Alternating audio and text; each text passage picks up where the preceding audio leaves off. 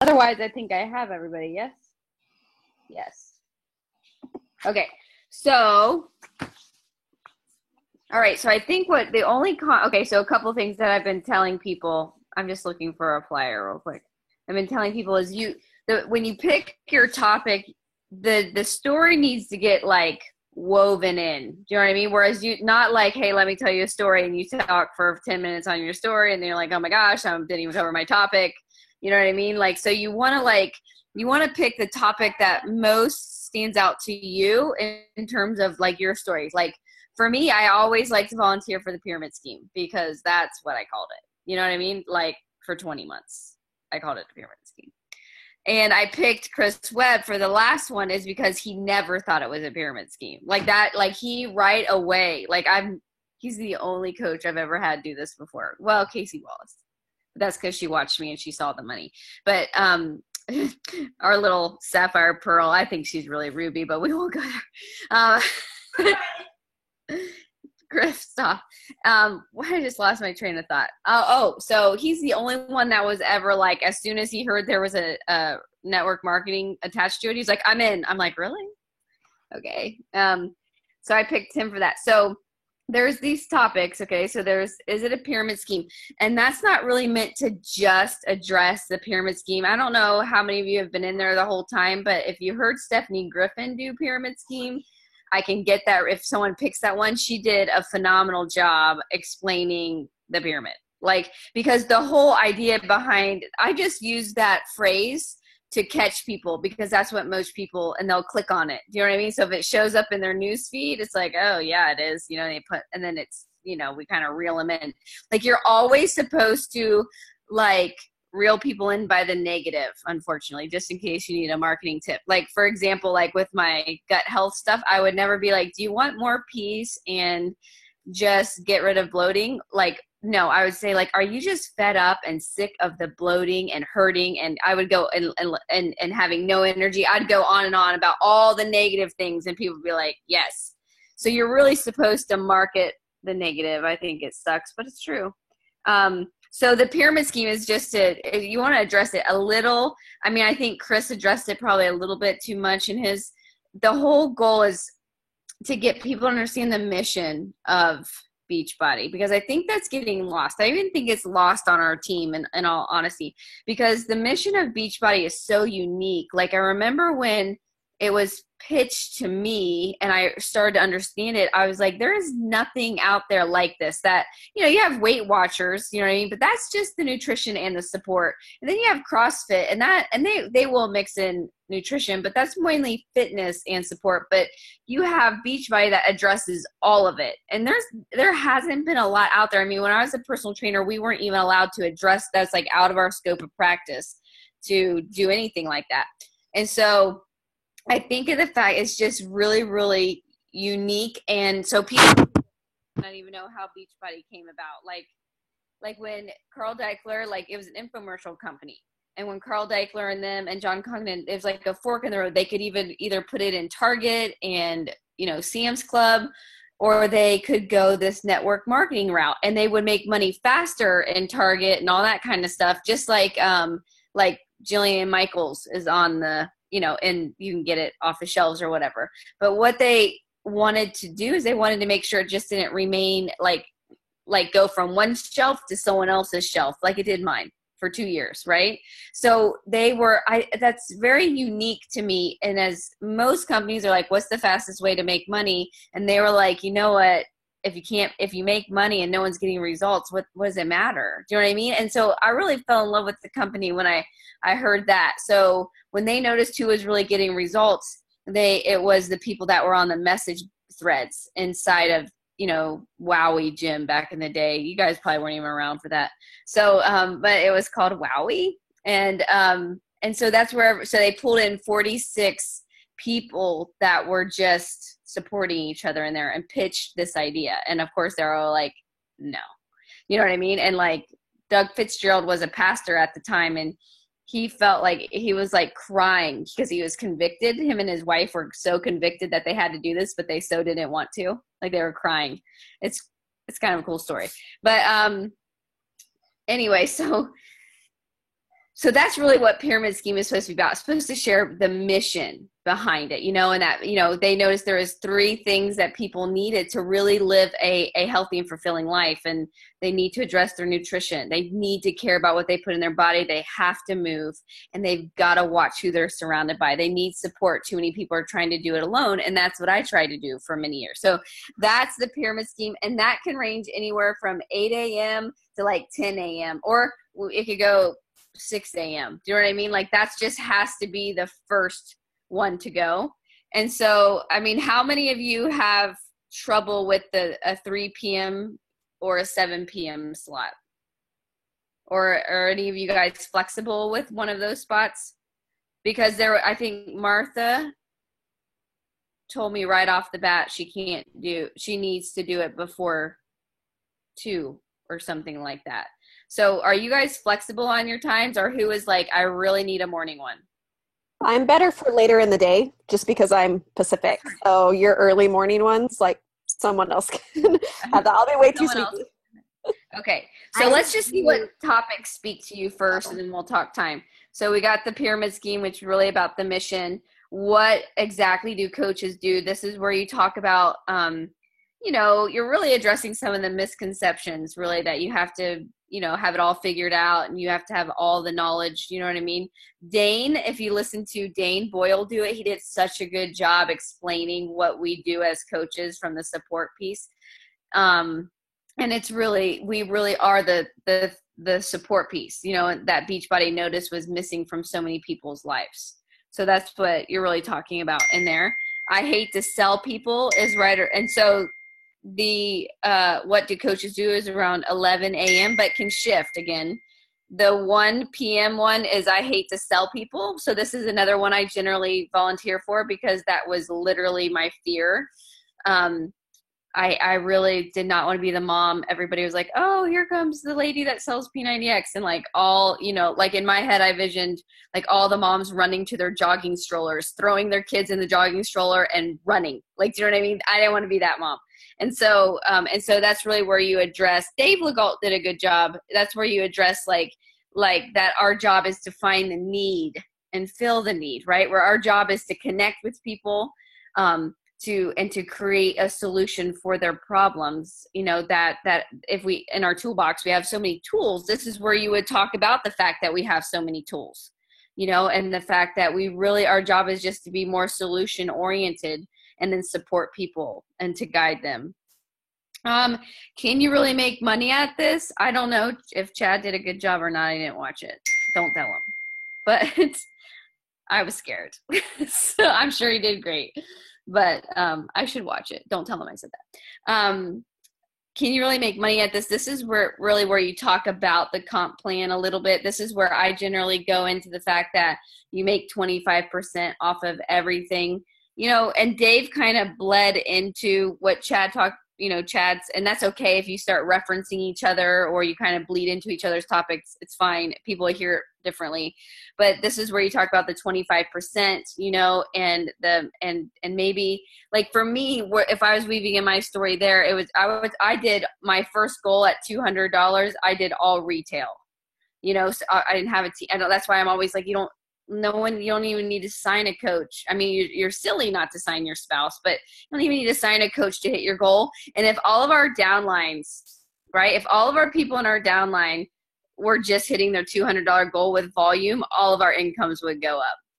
And but the rank thing can, chase us. But the cool thing is we just get people to hit their rank, their income goal, they would have more people to say, have you ever considered doing this with me? I mean, look at you, you're doing awesome. If they didn't stress so much about the coach sign up thing and they just really worked on filling people's needs and maybe even being texting buddies with them, they'd have that's how Rebecca Bain and I started. I mean, we just text all the time. Kessa and I mean, Crystal Schaefer, Aaron Booker, Casey Wallace, all of us. But, if they would just get people, help them get results the best that they can, it would be very natural to go like, you have the results. Why not? Like, let's do this. Like you could make an extra $200 like I did, like, for Christmas or whatever. And then all of our volumes would go through the roof, but we overcomplicate it. Let's see. And then a day in the life of a coach, that's really just talking about, like, sometimes this is really good whether if you're really busy. Like if your husband's deployed, if you have multiple kids, if you work full time, those are really good topics for those people that are succeeding and are super busy. And then the last one is, what are my options? And Kimberly Wilcox, if you've ever seen Kimberly do, she does a really good job giving people their options. Chris rambled a little bit, but I still think he did a good job. And we do this. I'm not telling you anything I didn't talk to them about, because we evaluate at the end. But so what sticks out to you guys? Anything? You need a time slot? You guys can unmute yourself and say, like, hey, I need this time slot. I don't times for the last 3, the make money, Yep. the day in life, and the options. Okay. So the make money is somewhere in the 3 o'clock ish. You know what I mean? We can move times around. The a day in the life of a coach is right around the 7 p.m. But again, we can move it, and then the last one's at 9 p.m. But we can move that one too. But that's generally a good time. I work, Georgia. so I could do. Is it getting me? Can you hear me? I got you. So you work, and you can do which one? I can do any of the afternoon ones. I kind of like the day in the life one because I work, because I work most days, and then I'm juggling the twins, and I'm doing this, so I kind of have that part down. Yeah, that's a pretty good one. Yeah, that's a good one for you.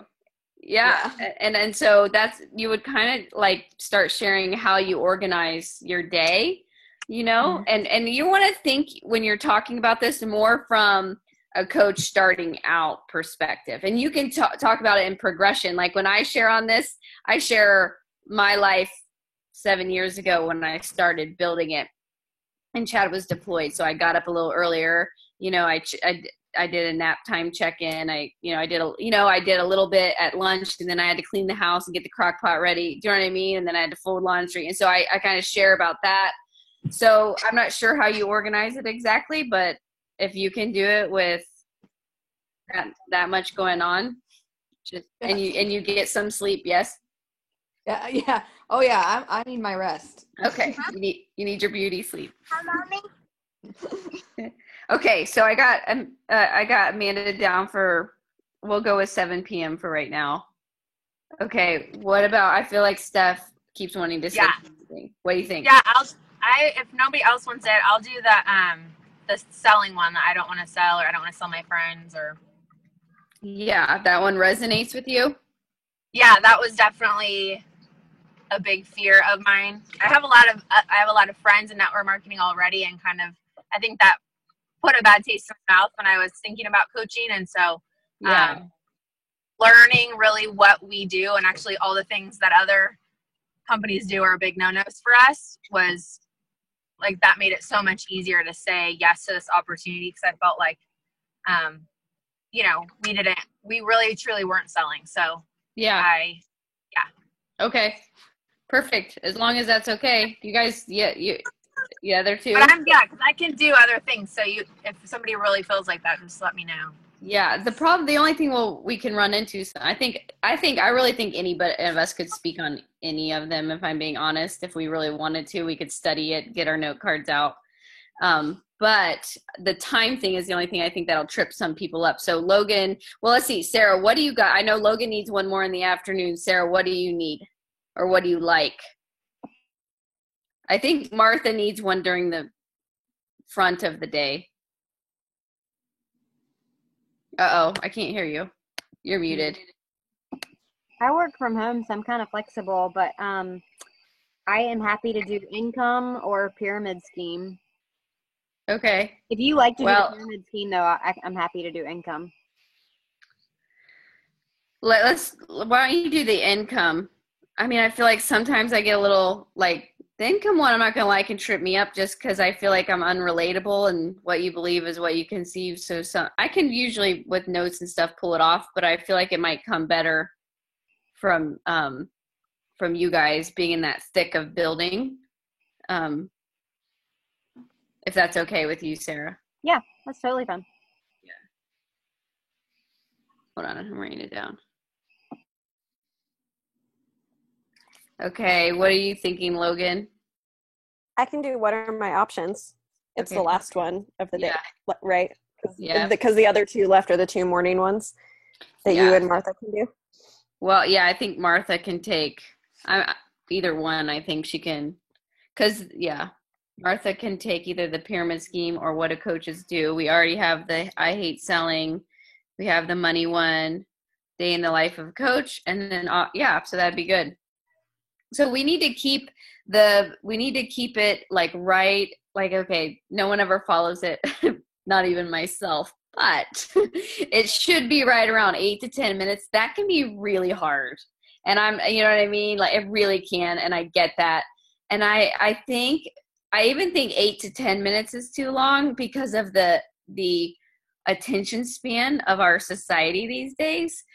But I don't think people are watching the whole thing anyway all the time. You know what I mean? Like, I can just tell by the things people say. Like, Kimberly and I tested out where she did a prize at the end of one, and only like 10 people commented about the prize. But if we do a prize like written out, like, the whole thing like fills up, you know? So in my opinion, if you need to go 12 or something, to tell it in full, because if I were you, like, this is what I do when I share on. I really study for it, but I've always been a studier. And I have note cards or whatever. And then I download and save mine in case someone ever asks me. So if someone's like, isn't that a pyramid scheme? I'm like, I understand that. Look, I can, you know what, this video is good. I made a video because this was my fear. It's going to explain it way more than if we go back and forth. So I would tell it the way you want to tell it. I mean, I christen them, they like that 17 minutes and stuff, that gets a little long, you know, but tell it how you want to tell it so that you can double use it. Does that make sense? Okay. And then I would just, the things that I've seen people messing up is I can tell they didn't practice. They're just a wing it kind of person. Like the first one we did, my first like couple people, I could tell that they were winging it. I called Liz Taffel and I was like, hey, you got to bring this back together. Like, you know what I mean? Like, I could just tell they're like, and like they had no notes because they never looked at anything.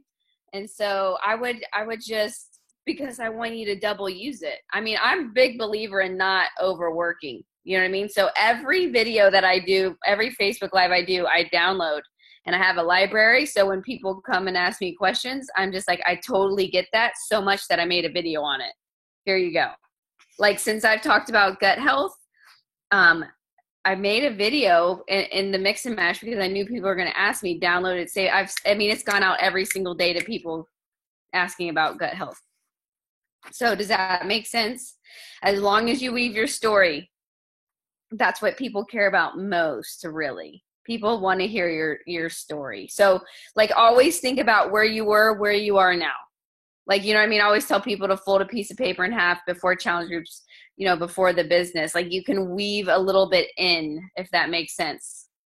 You can weave in when you hit your pain point. Like, for me, I'll talk about if you want something different, you have to do something different a lot. So whatever your moment was, like, I don't know, Steph, what your moment was when you got over the selling thing, you know, if it was like a pain point or if it was hearing somebody speak or being at a retreat maybe with Kristen, I don't know, but a lot of times I tell the turning point.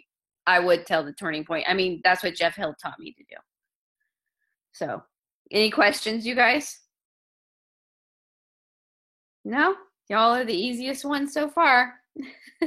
If you ever have anybody you want to recommend, you know, because I don't see all the way down, you know, but, you know, don't be afraid to recommend. And, but they should have a little experience with Facebook Live. They can't be just good at the business, but never going live, because sometimes they get like frozen. It's the craziest thing. And I can't jump in and save them. On a webinar, I can come in and like loosen them up, but not on a Facebook Live. I can't. So, okay, cool. All right. So Monday, I'll have your flyer and I'll have it posted in the sneak peek by Sunday night.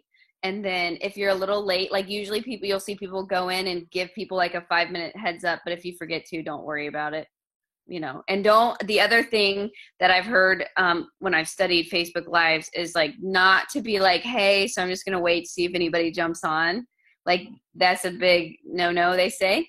But something that you can do at the beginning to like, so it's not like, I'm just going to wait, is you can ask a question like, hey, so I'm excited and I want to jump in and just, where are y'all from? Like, where's everybody tuning in from? You know what I mean? Like, just pretend people are saying things. Like, you don't have to say like, oh, what's up, Ohio? And no one's saying Ohio, not that. But, you know, like, just keep talking about, be like, I'm from Ohio. I'm a big Ohio State fan. Anyway. Okay. And then you go into your thing. Like, and that gives people a second to jump on in a natural way, but also boosts it into people's news feed when they do start commenting. And that's what will cause things to pop. If you added someone 4 weeks ago and now we're going live and they're kind of distant from you, and yours pops back up in the news feed because of all these comments, sometimes they just click on it. And that's what we want and that's why we don't close it out. That's why I do erase all the other videos, because we'd have too many videos, but we keep people in there for hopes, unless they remove themselves, with hopes that it'll end up in their news feed at the right time. Okay. So, all right, guys, I'll let you go. Thank you. Bye, guys.